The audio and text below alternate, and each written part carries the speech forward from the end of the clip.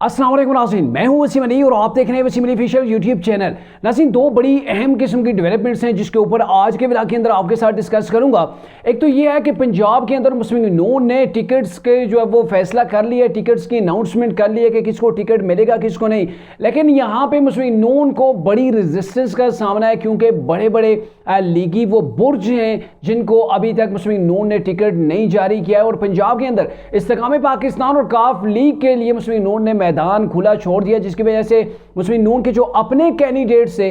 उनको जो है वो साइड लाइन लगा के रख दिया गया है। क्या तफसीलात हैं उसके ऊपर आपके साथ डिस्कस करेंगे। और जो दूसरी खबर है, बड़ी अहम खबर है सुप्रीम कोर्ट से कि जिस सुप्रीम कोर्ट से जस्टिस मुज़ाहिर अली अकबर नकवी ने इस्तीफा दे के अपनी जान बचाने की कोशिश की, लेकिन काजी फाइज ईसा की अदालत ने उन्हें पकड़ लिया है। और अब सुप्रीम जुडिशल काउंसिल के अंदर जो इजलास जारी था वो जारी रहेगा, यानी कि जस्टिस मुज़ाहिर अली अकबर नकवी ने जो भागने की कोशिश की, यानी कि ताकि उनके खिलाफ उनका जो ट्रायल है वो ना हो सके, जो उनसे रसीदें मांगी जा रही हैं ना, अब वो उनसे रसीदें ना मांगी जा सके, इनको बेनिफिट्स भी रिटायरमेंट के बाद भी वो इंजॉय कर सकें। तो इन सारी चीज़ों के लिए जो कुछ वो करना चाह रहे थे उसके ऊपर काजी फाइज ईसा ने मिट्टी फेर के रख दी है। क्या कुछ अपडेट्स हैं इसके ऊपर भी आपके साथ डिस्कस करेंगे। लेकिन उससे पहले मेरी आपसे होगी गुजारिश कि अगर आपने अभी तक हमारे चैनल को सब्सक्राइब नहीं किया तो काइंडली अभी हमारे चैनल को सब्सक्राइब कर लें, बेल आइकन को प्रेस करना मत भूलिएगा।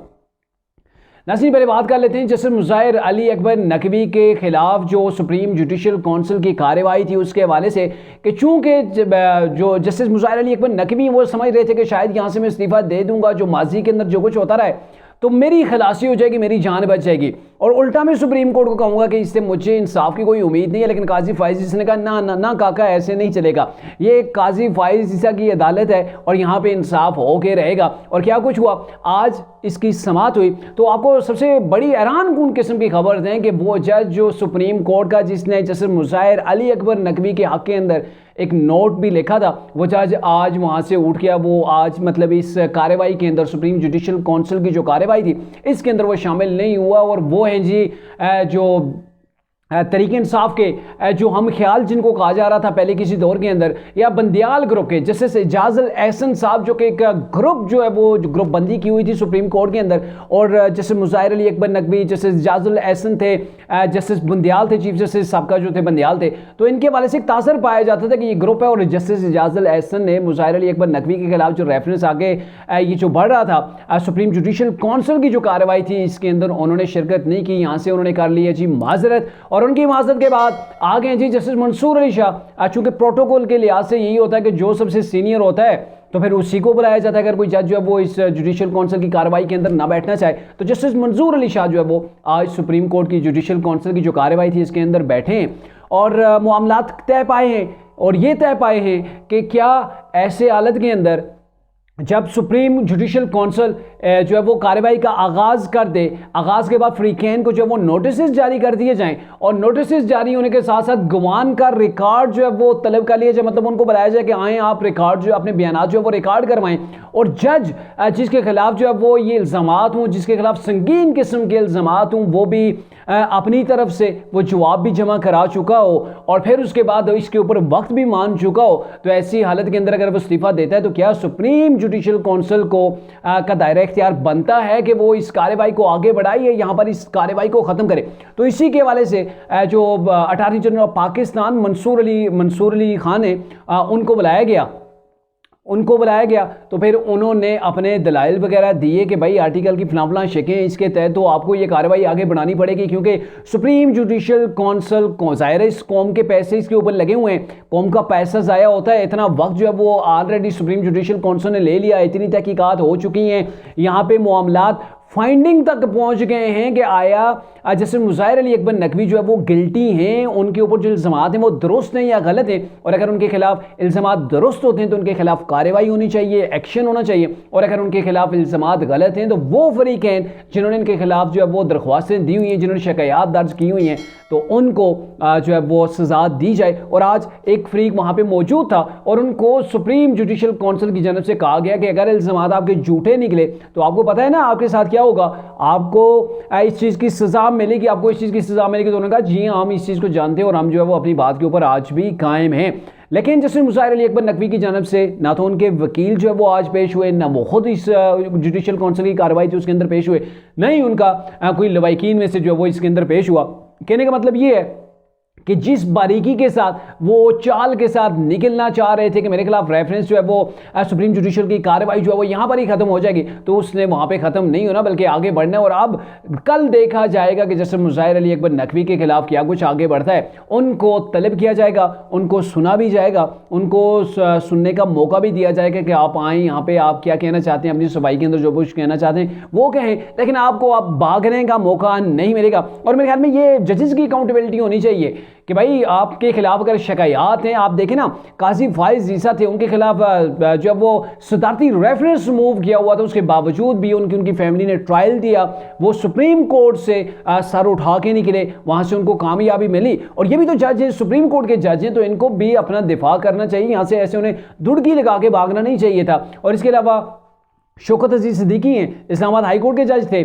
तो उनके खिलाफ भी सुप्रीम जुडिशल काउंसिल की कार्रवाई हुई, उनको उठा के बाहर फेंक दिया गया, लेकिन उन्होंने मुकाबला किया, इस्तीफा दे के वो मैदान से नहीं भागे, बल्कि अभी तक उनकी सुप्रीम कोर्ट के अंदर वो दरख्वास्त पड़ी हुई है जिसको मेरे ख्याल में टेकअप भी कर लिया गया है काजी फाइज की अदालत के अंदर। उसके ऊपर भी 1-2 समातें भी हो चुकी हैं, तो वो मैदान से भागे नहीं थे जैसे मुज़ाहिर अली अकबर जो है वो भाग गए हैं। अब दूसरी खबर कि मुस्लिम नून का सबसे अहम वो मोड़ आ गया है कि उन्होंने इंतखाबी जो मामलात हैं उनको आगे डिलीवर किया है, और डिलीवर करने के बाद अब ये है कि अब उन्होंने टिकट्स का ऐलान शुरू कर दिया। और आपको पता है बड़ी जमातें होती हैं, इनके अंदर जब टिकट्स के ऐलान होते हैं तो सबको तो टिकट नहीं मिल पाते। तो पंजाब के अंदर मुस्लिम नून के लिए सबसे बड़ा जो चैलेंज है वो ये है कि इन्होंने जो तरीक इंसाफ को लोग छोड़ के आए थे, जिन्होंने पीडीएम की गवर्नमेंट बनाने के अंदर रोल प्ले किया था, जिन लोगों ने उस वक्त पीडीएम के हक के अंदर वोट दिया था, तो उनको भी मुस्लिम नून ने टिकट देना। और माजी के अंदर मुस्लिम नून ये जो है वो तजर्बा कर चुकी है। जब समनी इलेक्शन थे, जितने लोगों को टिकट्स दिए गए थे सारी की सारी सीटें जो है वो मेरे ख्याल में 22 में से 20 या 18 जो है मुस्लिम नून जब वो हार गई थी। और लोग कौन से थे?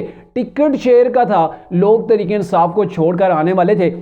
और अभी भी वही कुछ हो रहा है, मुस्लिम नून के बड़े बड़े लोगों को जो वो टिकट नहीं मिल रहे, हत्ता कि याद सादिक जो मुस्लिम नून की हर कमेटी का हिस्सा होते हैं उनको भी मुस्लिम नून ने अभी तक टिकट नहीं दिया है, बल्कि उसके ऊपर गौर किया जा रहा है कि आपको कहीं सीनेट कैंडिडेट एडजस्ट करें। और दीगर जो लोग हैं मुस्लिम नून के, देखें दनियाल अजीज साहब हैं, वो तो मुस्लिम नून के सामने मैदान के अंदर आ गए, मुझे टिकट जो है वो नहीं मिला, उनके मुकाबले में जो एहसन इकबाल हैं उनके बेटे को टिकट मिल गया। तो अब राना जो दनियाल अजीज हैं, दनियाल अजीज साहब जो हैं वो मैदान के अंदर आ गए हैं, बल्कि उनकी अहलिया भी आ गई हैं, मुस्लिम नून के खिलाफ वो इलेक्शन लड़ेंगे। और आपको बताएं दनियाल अजीज और तलाल चौधरी ये दोनों ऐसी शख्सियतें हैं जिनको मुस्लिम नून की वजह से सजा दी गई। मुस्लिम नून के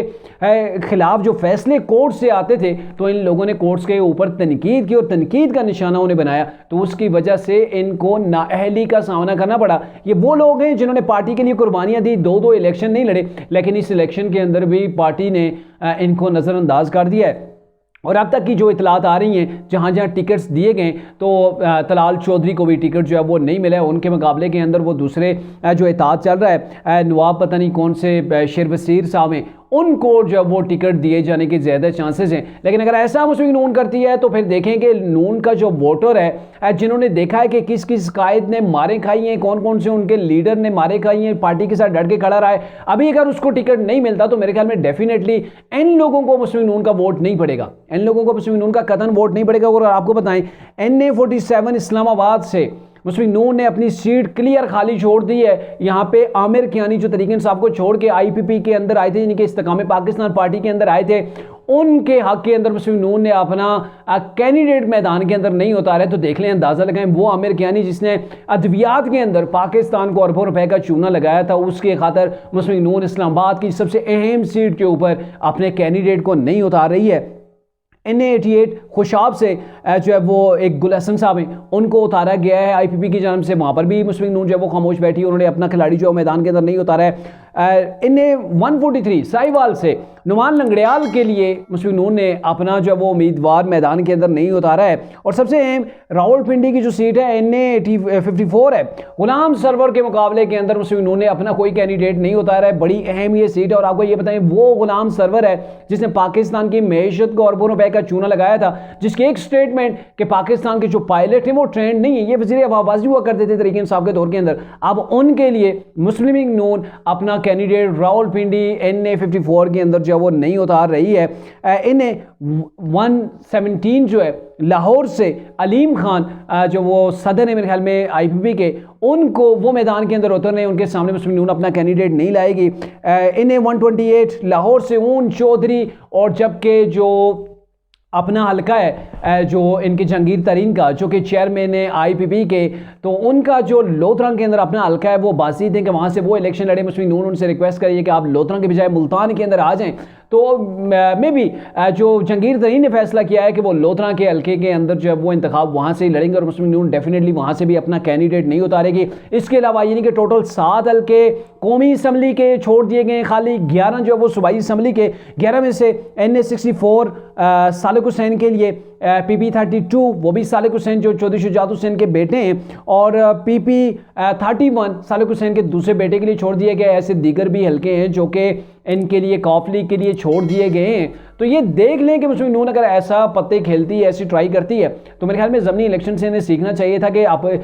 जब तहरीक इंसाफ की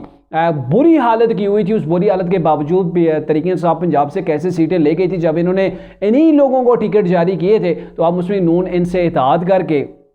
अपने लोगों को अगर नाराज़ कर रही है, उन लोगों को खुश कर रही है जिन्होंने इनसे वादा किया था, और रिसेंटली जब PDM की गवर्नमेंट बनी थी, गवर्नमेंट का तो साथ दिया था, लेकिन उन लोगों को नज़रअंदाज किया जा रहा है जो पार्टी के लिए कई दहाइयों से पार्टी के साथ खड़े हैं, मुश्किल वक्त के अंदर भी जिन्होंने मारें खाई हैं। और वो मुश्किल वक्त जब कुछ सामने मीडिया के ऊपर नहीं आता था, तो तलाल चौधरी जैसे, दानियाल अजीज़ जैसे लोग थे, या सादिक जैसे लोग थे जो मीडिया के ऊपर आके पार्टी के स्पोक पर्सन बन के पार्टी को डिफेंड करते थे।